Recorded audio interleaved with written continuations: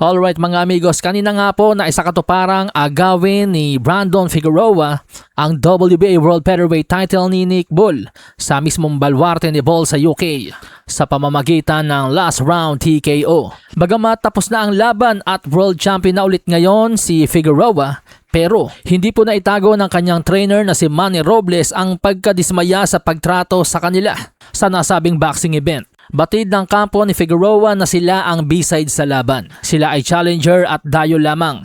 Ngunit hindi umano naging patas ang pagtrato sa kanila. Una, sa weigh-in pa lamang daw po mga amigos ay pinaghintay na sila ng kampo ni Bull ng 1 oras mahigit. Pero imbis na pagmultahin o sawayin man lang, wala nga daw pong aksyon na ginawa ang mga kinatawan. But anyway, that's the type of stuff we had to deal with yesterday at the weigh-ins.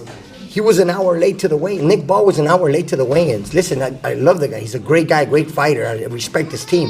But what's right is right and what's wrong is wrong.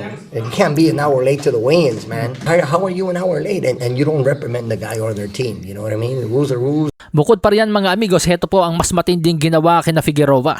Ayon kay Manny Robles, bago pa raw po ang laban sa fighters meeting, sinabi na raw po niya sa kampo ni Nick Bull at kapwa nagkasundo ang magkabilang kampo na babantayan ng kampo ni Figueroa ang paglalagay ng hand wraps ni Nick Bull at ganoon din po ang kampo ni Nick Bull, babantayan nila ang paglalagay ng hand wraps ni Figueroa. Pero hindi daw po nasunod ang kanilang napagkasunduan. Pagdating daw po sa venue ng kampo ni Figueroa, balot na ng hand wraps sa mga kamao ni Nick Bull.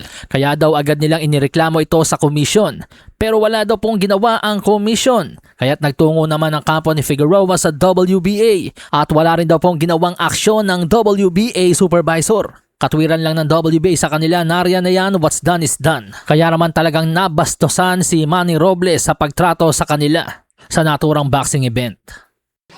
The stuff that went on in the locker room prior to the fight, you know, with the whole hand wraps. We show up to the venue and Nick Ball's got his hand wraps already without our supervision, you know, and that you can't do that. Especially, it's a main event fight. And we talked about this at the fighters meeting. Hey, listen, I want to watch your hand wraps, vice versa. Great. And we show up, hey, he's got his hands wrapped already. What do you mean? And the commission's like, well, there's nothing we can do. And then I called the WBA supervisor. He didn't do anything. Like, no, we can't do that. What's done is done. No, rules are rules. And so we felt disrespected.